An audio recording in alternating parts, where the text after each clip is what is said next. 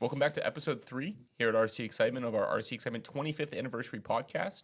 We're here with Sam, Todd, and Toddy. Sam, what are we talking about today? So today we are going to talk about the community. So RC Excitement from the beginning has always been about more than just RC cars. The hobby as a whole is something about bringing people together. That's what we were based on from the club in the backyard at the beginning. But it's also something that is a tangible feeling every day, that people come here to see each other as much as they come here to race each other. Yeah. So today we're going to talk about the people, the families, the friendships, and all of those things that have been here throughout the 25 years that led us to here. The most important people and the community that's been built in that time. Because at the end of the day, that's the beauty, is that RC Excitement is truly more than just a hobby shop. It's more than just a store. It's more than just a track. Yeah. Well, I mean, we have a room full of dirt, but, anybody can fill a room full of dirt, but it's the experiences that have happened down there. And again, it's the people that then become a part of this, that whether it's a new car or a different kind of racing, it's that you want to be here because you feel like you're part of something else. So it's always felt like that. But was that an intentional thing at the beginning, or is that truly just a natural part of the Todd Anderson effect? Yeah, no, I mean, the whole thing was based on the club. That's, so the club was based on the idea of, a bunch of people hanging out playing with toy cars together. So that's what it was, intended to be right from the beginning. And, to be able to put a track together and have fun with a bunch of, people was my full intention. So it just has propagated itself. I don't know if that's the right terminology, but it's been a continual thing where people meet each other and they become friends, and they, introduce other people and they become friends. And it's been such a blessing to be in that environment all the time, because 99% of the time, everybody's just happy and hanging out together and playing with toy cars. And these people have become lifelong friends of yours. And that to me, again, it's always cool to hear the stories from the very beginning. And I've gotten to meet a lot of these people that you then tell stories about, of oh no, he was swinging a hammer next to me in the first one. Well, Jamie, the very base of it was Derek Algieri. Derek Algieri.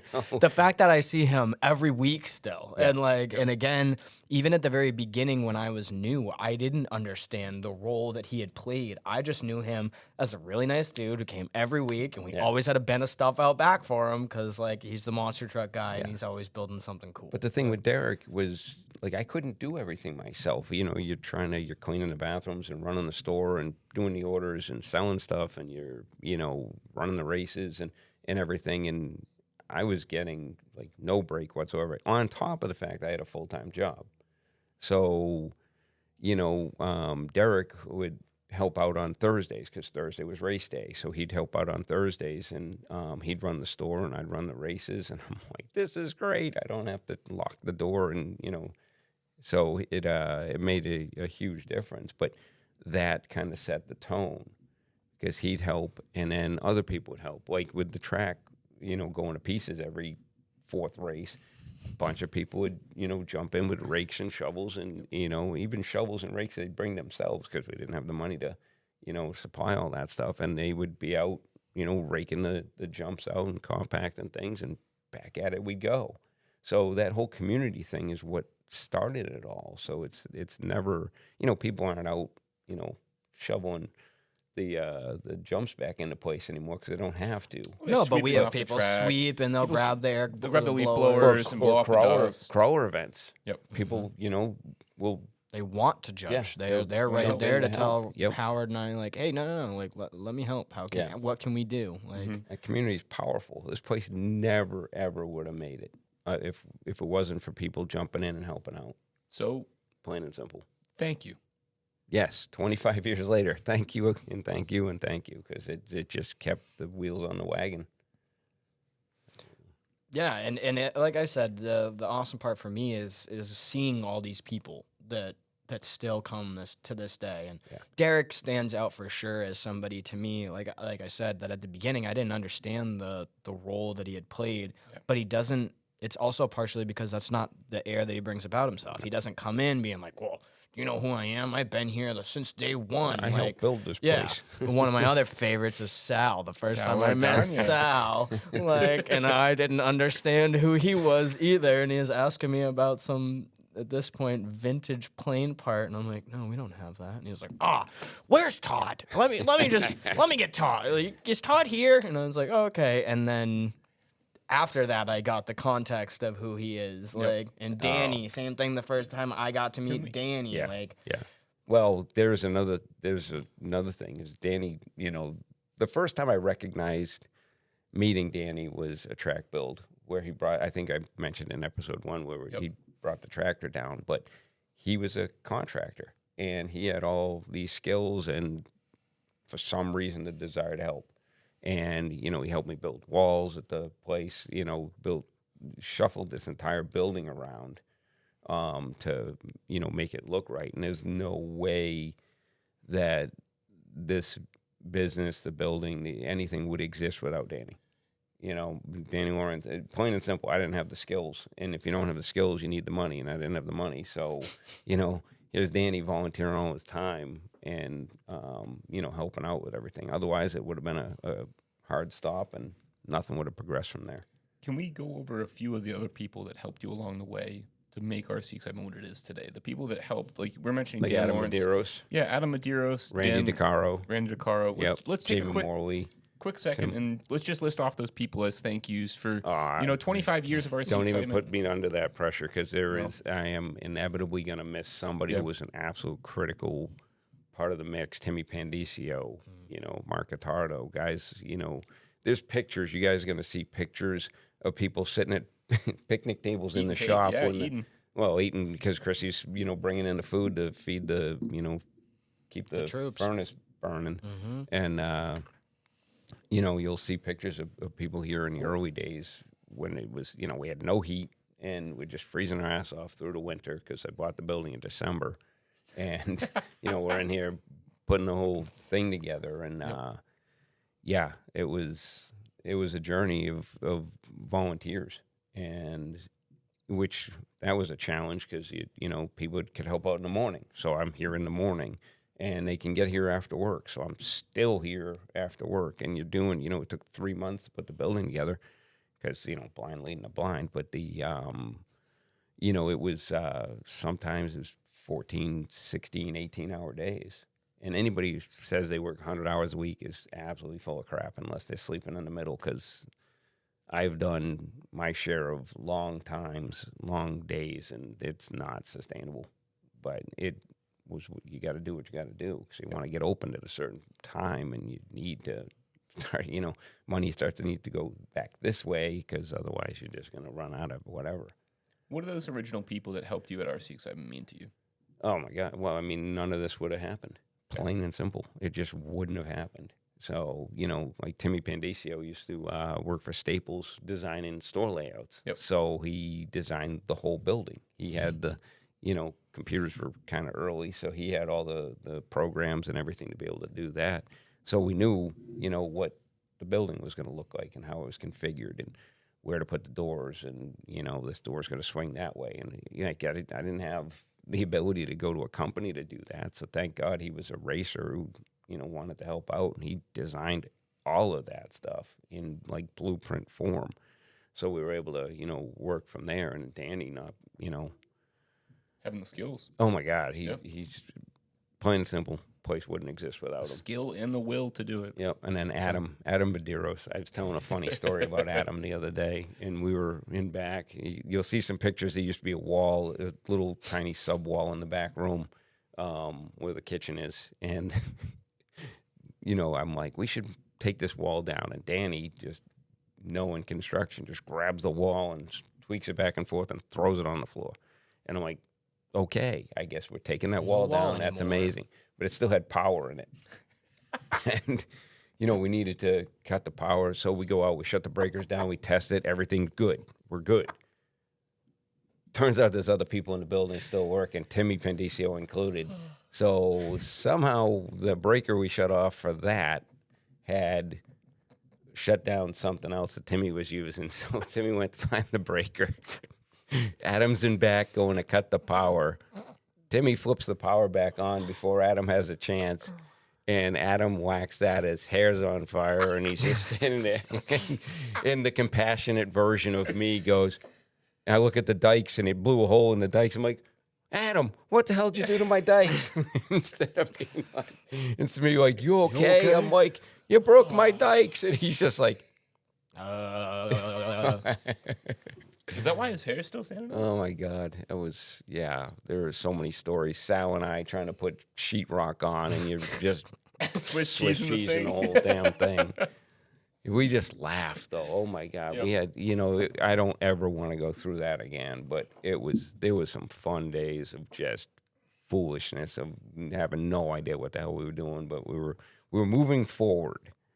So Well, and again, like as we're saying, it's people who wanted to be here, and that's the definition of community: is a group of people that choose to be together. They're not family. They're not. Yeah. They don't owe you any sort of actual allegiance, but they want to be part of what's happening. Yeah. And I can fully attest, as I know you already know, like that is you. Like it is all. I know that this whole 25-year podcast and everything that we're doing and talking about centers around you because you are RC Excitement, but also like RC Excitement works because you are at the center of it. And because when people are around you, and as all of these people over 25 years have done, like your energy and your real compassion is infectious, and it gives people the, you're not expecting me to help. You're on the other end of the table, or you'll pick the table up by yourself if I'm not willing to help. Yeah. But at the same time, being around you is something that people want to do. I'm really They make the grateful when choice people of do that. help. Yeah. We don't all like to just watch you do it, but Yeah. at the same time, like it is truly like because of you. It And could the be trenches anybody was- else. And it's like- funny, not that I want to say anything negative, but there were a fair number of people that would come down and look watch at the place while you're working, and you're, you know, when you're 13 hours into a day and you're, you know, 2-3 months into this whole thing, and their first words out of their, Your You know favorite what you phrase. should do. you know what you should do? Yep. And I finally got to the point was you should, you know, Don't say that. say, Don't say it. "Oh, But don't say I'll that. say it in the Stage nicest left. way. You know what you should do? You should either get the hell out of here or help. Yeah. So I just shut that. Yeah, my kindness went out the window. Yeah. After So that hour being 13, said, yeah. after hour 13, that's fair. With that, you've seen a lot of people come in that, you know, But there was far more people helping than Of the course, people who were just always. coming in to be a looky-loo and, you know, give me advice and yeah. tell me what I should do. You've seen so many people come into the store, but you've also kind of seen how many people are families that come in as well. It's the not best. just individuals. You know, we see a lot of people, and our real passion for this is seeing an entire family enjoy Generations. RC by, you know, as a family of themselves. Well, I mean, you were a little kid at the I beginning. was gonna and say, there's- that's there's the so irony many, of you and there saying was that. so many Yeah. little kids Yep. that were around when you were little, that are now adults with kids and bringing their kids in and things. It was funny because there's a guy, John Young. Everybody knows John. Johnny. And I didn't know he was coming in as a kid. Now here is a full-grown man standing in front of me with a beard, and I'm like, and I'm talking to him. He's like, "Oh yeah, I just come here." I'm like, "What?" I don't remember that at all. that's so but cool. you know, Well, even going through these pictures that we've been pulling up, like there's again racers and guys that I talk to every single week, and I'm like, oh my god, that is a picture of Larry. Like, Larry Larry Jacobs. Jacobs. wait a minute, Yeah. that's Yep. CJ. Like I know these Yeah, guys. CJ like, Colella is a little kid, Yeah. and Larry is a little kid, and now Yep. they've got 3 and 4 kids. each. Literally, Yeah. like- Marcel Grambo. Marcel's been Marcel. coming in for Oh a my while and seeing photos from 2011 of young Marcel Marcel. was such a little kid. Mhm. Yeah. Like, but Hilarious. then it's the same cool factor of seeing the little kids now, and Yep. like, and pictures that today, when you put them side by side, you can see all the same thing of like this generation of racers who are the fast guys now, standing next to the little kid on the track right now, marshalling on a Sunday, who's really excited to be in Mini Mayhem, and in the future will flip that again, and and all of that. Like Well, I think Jared Erickson did camp. Jared The Erickson. little Yep. kid did camp, and now here he, we had a bunch of those where we'd see, them come in as kids, but then also one of the things that my dad finds most fulfilling is seeing those people come back with their kids. Yeah. Having them come back because we're starting to it's- creep in on grandchildren. Oh now, yeah, so- oh yeah. But there's something so beautiful about the experience of having it where they, no one ever really gets out of RC completely. Nah, they just I take think breaks. a lot of people can attest to this because let's be honest, life happens. Life happens, whether it be They go to college. you It's go a to good thing. college, you get married, you buy a house, sometimes it's not great, you have hard times or turmoil, but I feel like every time someone wants that excitement or that fun back again, It happens. they always creep back into all RC. the time. Yeah. I used to do this when, Yep. and now they're back at it. And the best thing is they know what they're getting into. Yep. So, and they, a lot of time they were a little kid who had something, but now they got adult money, and they get what they want to get, as opposed to being able to piece together whatever you can. It's what they wanted to get as a child that might not have been able to afford back then. Yeah. It's the same thing as like That's why vintage works. Yeah, so like my dad and I collect baseball and other trading cards, and a lot of it comes down to we couldn't afford this stuff back when we were kids, and it gives you this some sort of fulfillment of like, wow, this was the card that I always wanted. Yeah. Same thing with RC cars. If you had RC cars, I got a that you- collection on the Yeah. wall of stuff that literally is to Just you because guys you wanted it. mid school at this point. It's stuff that you did sell here new, but for me it was the stuff that as a kid I couldn't afford. And I was quite literally the kid taking whatever somebody would give me in a bin or a box or taking stuff out of the trash like to cobble together my first stuff. And now here I am 15 years later and stuff like I got a TCFD, which at this point HPI discontinued that car 10 or 11 years ago. And to me it was the top of the top. Not because I raced it or saw anybody. I never even seen one in person. It was just I knew this was the best. But I couldn't afford it. I mean, as a kid, I have none of my original stuff. And I was the same Absolutely way. none. You've Because said if that. I wanted something, I had to sell this one to be able to get get the that next one, to one. get the next one. But I do have, somebody had brought in a Traxxas Bullet one time. that was a funny story. I saw that thing come in the door. The guy had the box with it and everything. He Yep. wanted to get it up and running. I just looked at the guys on staff. I'm like, that thing does not leave You the looked building. at me. I was Yeah. there that day. I was like, that my dad doesn't leave looked the at me. building. Just give him another car. He goes, I don't care what I pay for it. Just don't let that car leave the building.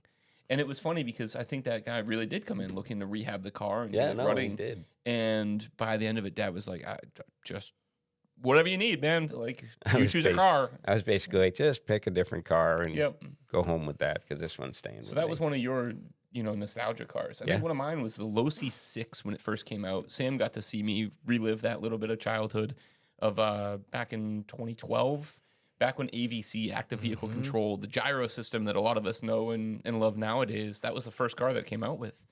And I was even on the race team. I couldn't afford one. I still could not afford one that, the car when it first released was scale car. it was a $1,300 car, and back in the day, and one of those came in as a used lot last year, and just to see it, where now it's going to be on display for the 25th anniversary. So just really cool items that along the way we've had all these vehicles that you might have felt like, oh, I wanted that so bad, and being able to get it nowadays or being able to collect it, it's something that's so beautiful. Well, it's back to the community part. Like we have these display cases. Like one of your cars is right here. There's some in the back. We moved those ones out into the crawler pit area. Yep. And to me, that's really cool at this point because I see people stop every day. Like literally stop in their tracks to go look in that case. When that Because case, it activates something about like, I remember. and one of those cases that's out there is the original case that we had to, build out of Lexan and pressboard. Dan because- Lawrence built that. And it Yeah, holds 'cause I some didn't of know the what the original hell it was cars. Like Yeah. and again, while I agree completely, like a lot of my original cars are gone because in order to afford the next one, I had to go. Something about being able to find another one brings you back in, and because none of us ever truly leave this hobby, once you're in, like it lives somewhere inside of it you the could whole be time. 10, 15 years. I've seen people, you know, you don't see them for a decade, and all of a sudden they're back, and they're all in, and they're happy. That and my other favorite is they come back and they're like, I'm not buying anything new. I'm just gonna get this one going again. Can you just help me with this? I'm And just then I looking. see them multiple times a week, pretty much right after that, and Yeah. they're like, ah. Is there any car that's still missing from your collection that you'd like? The one that was missing was the double XT, but you got that for me for Christmas. So That was a hard one to find. Yeah, well, that was, now it's the only thing that truly just sits at the Sits, house and yep. is a display car. Yeah, one of the years my That dad and the mentioned bullet. he wanted a Team Losi double XT CR Graphite Plus. Yeah. Very specific model. I found And it had to have the damn it sticker on had it. to have the sticker and it had to have the stamp on the bottom. So, but I found one of them all the way in Colorado, thankfully to a source of someone that knew someone that might know someone. Yeah. And I was able to get that car and rehab it completely and give it to you for a Christmas gift. Yeah, That was it's just cool. pretty. I think the only car that's missing from like what I would want is the XXX CR Spec Racer. The blue tire tires. version. Yeah, the blue tire version would probably be the coolest one. That's still missing, but that's like a $1,000 vintage car nowadays. Yeah. Don't need it. But if you guys have one, I'll take a look. Yeah. So, in addition to the community of people, as we're talking about, one of the things that you were just describing, and is sometimes the amazing but lost part, is at the beginning, it wasn't staff. Derek Algieri was not on payroll. No. He was not. You got a discount. He got a discount, like on stuff he was going to buy anyway. Derek still gets a discount. Derek still gets that discount. Again, sorry, Derek, for all the times I charged you full price because I didn't know who you were. But Yep. that being said, like, part of the amazing part is that those people didn't ask or Derek No. wasn't doing that for the discount. Like, and these are people that then throughout the years did become official staff. I know that Derek was officially an employee. No. Derek's Never? No. Derek's never Derek was collected a officially paycheck. a help for a he long has time. always And helped that- out, but And there's a perfect example. So like these people have become part of the RCE family, Staples. part of the Yeah. I think the biggest thing is people want to be part of something bigger Yep. than themselves, and that's always been myself. I always wanted to be part of something bigger, and you know nobody else was doing it, so I just put it together, and here we are 25 years later, and it's something bigger. Because let me tell you, there's every day I see people I've never seen before because they heard about the place and they came in and want to check it out, and somebody else told them to come here, and it's a nice feeling. It's a really nice feeling that people want to be here. They want to tell their friends. And it's always crazy to me because they come in, they buy a bunch of stuff, and then say thank you on the way out. Yep. Say, I can't wait to come back. Yeah. Well, and then some of our staff that we have now, though, another cool version is that they were customers.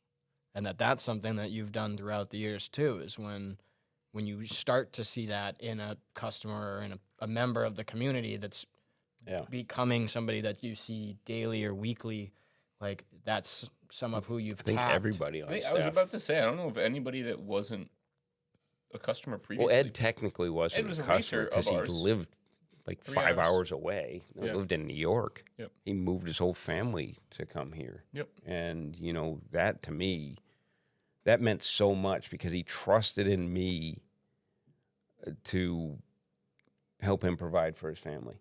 And he believed in this place that much that he literally moved the whole family. Both kids, wife, bought a house, lives closer than I do. And it's that meant a huge amount to me, and it's something that I've said over and over again. How appreciative I am of him, and he's molded the race program. That's his end of the building. I don't I don't interfere. I just let him do his thing. So Yeah, I think majority of our staff was customers. I think every one of them. So obviously Russell was a customer previously. I remember the day you handed him an application. did, You're like, yeah. hey, I think you'd be I think good we here. really It like, turns you- out you- he's way better than I ever expected. No offense, Russell, but like, damn, kid. I think all of our employees have skill. Howard. Yeah. Yeah. I mean, and it's crazy to me because we're just a ragtag bunch who doesn't, technically know anything about business. But I've learned along the way, and I've had a lot of great influences along the way, and looked in the right spots and figured out how to do things. And every one of these guys has been all in. So we're I'm incredibly fortunate. That's probably the biggest initial part of the community is the staff. You have the right people. They're nice to people, and people go, oh, well, that's how you got to be here. Everybody's nice. So then it just continues, and people are just nice to each other. And yeah, that's been massive. Kindness spreads. Yeah. Kindness spreads. Yeah. Inversely as well, too, the opposite of kindness also spreads. And you've been very attentive to make sure that doesn't spread. That doesn't fly here. Right. I think that's something that's so beautiful about our community is the recognition of when something might not be right, it does get changed. Well, it's not even just the staff. Like if somebody is misbehaving, other people here are gonna be like, dude, that's not it. Yep. That's not how we play. And it gets corrected. If you see me coming, you're probably heading for the car. Yeah. So. Yeah, or go home. You've missed a few steps along the way where you were properly warned nicely by other people, and you didn't get the message Other if it has to people come to you. But, or Ed.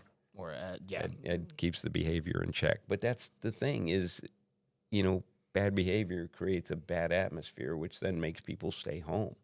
But again, the beauty is that our racers, like, we were saying in the last episode, racing is a big part still of what we do, and it was huge forever.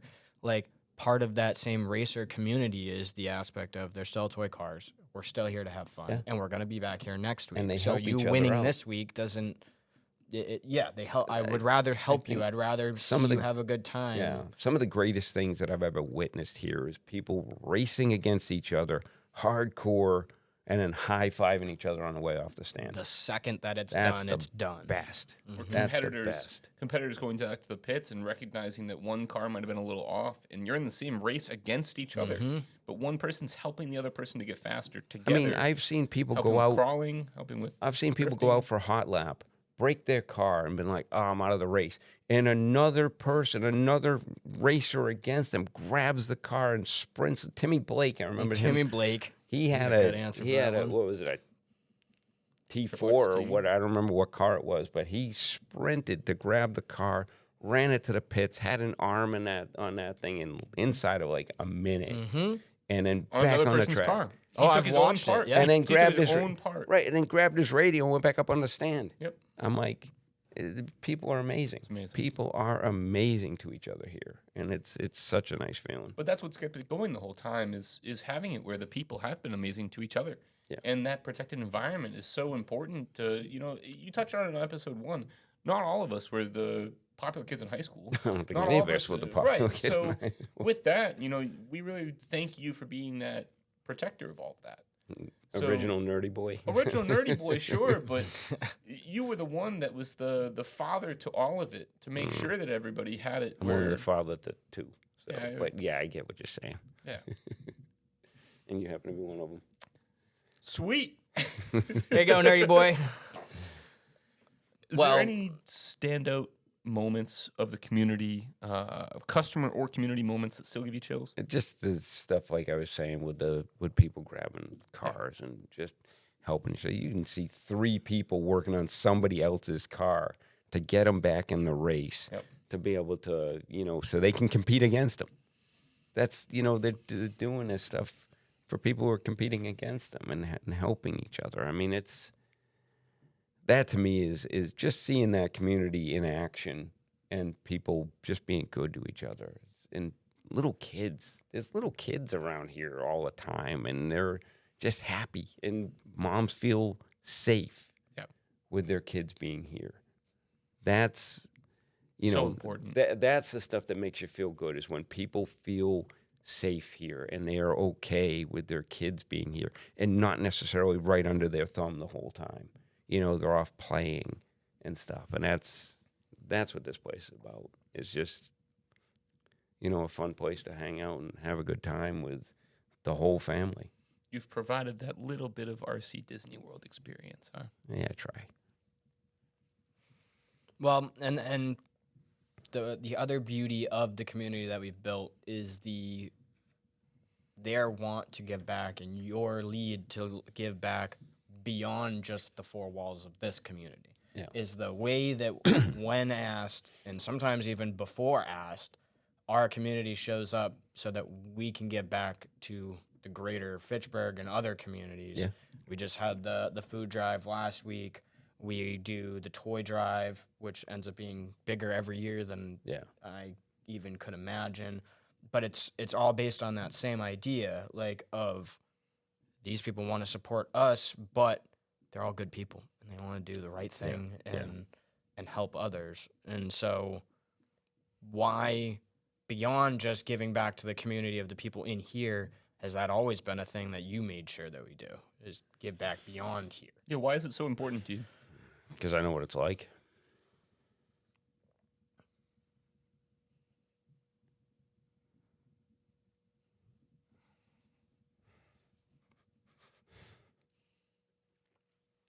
It's that simple. You know? You want to share? Yeah. It's okay.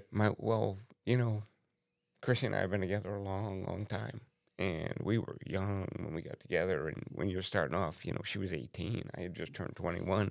We moved in together. And you don't have much, so food from the church. And she was so tolerant of me because I was full of ambition, but ambition can get you, behind financially and stuff. And, you're getting whatever you can. I didn't grow up in a house with a bunch of new toys and stuff like that. So it's, to be able to have the opportunity to, help people out. And, I don't want to say I take advantage of it, but when you can organize people and you can take advantage of the fact that you have this community that is willing to give back and help out and, they want to, and we're just the vehicle for that. And it's, we're giving up race entries, giving people an opportunity to come in and play, and they get, and then we get to go and give kids toys and give, food and make their lives better. My life's been blessed. And, if you have the opportunity to give back, it's just, you have to. Plain and simple. I know what it's like to not have, and this is better. So, and I know there's plenty of people that don't have. So, thank you for being there for the people that don't have. Thank you for being that outlet for those people that might not be as fortunate in the moment. It might not be that they're there for the whole time. They might just be having a moment. Bad things happen to good people all the time. And with that, we wanted, as a community of RC Excitement, to thank you for all of the work that you've done to help those others, because it's shown the compassion in your heart of truly who you are. Yeah. So thank you. Thanks for being a great role model. Thanks for making me choke up. Thanks for being here. Well, we'll end it there, but that to me summarizes the whole thing. Right? It's like this all started with you and humble beginnings of not with a. Thank God my wife's tolerant. 'Cause she's lady. She has allowed this all to happen through the time, and it's never been a "what are you doing to us?" It's always been a "well, what are we gonna do?" She was, here holding up the walls and feeding the machine, so I could keep, trucking and taking care of the kids and bringing the kids down, and so it's, if I didn't have that support from, my kids have worked here since they were little. They didn't have an allowance; they had a paycheck. So, it's been a family show the whole time, and just thank God, because I wouldn't have made it on my own. No way. So it's been quite the journey. It's been a group effort for the Anderson family, and the community itself has kept moving this place forward. So Yeah, from the first time people walk in this door to the people who have been here since literally the beginning and come back every day and every week. That's the community that has become and is RC Excitement. Yeah. And RC Excitement's brought people together for the last 25 years. Yeah. So that alone is such a amazing feat. Yeah. It feels good. Yeah. Well, thank you guys for tuning in to episode 3 here. We're going to end it off here talking about the community. And next time, we're going to talk about how we've evolved, how the evolution from that beginning community of hand packing tracks in the backyard all the way to this facility that you guys today know. And if you haven't made it down here and somehow this is making it to you somewhere else, we will be sharing with you the thought process and all the things that we do here in our next episode. Thank you guys for tuning in today, and we'll see you on the next one. Thanks, everybody. Thanks, everybody.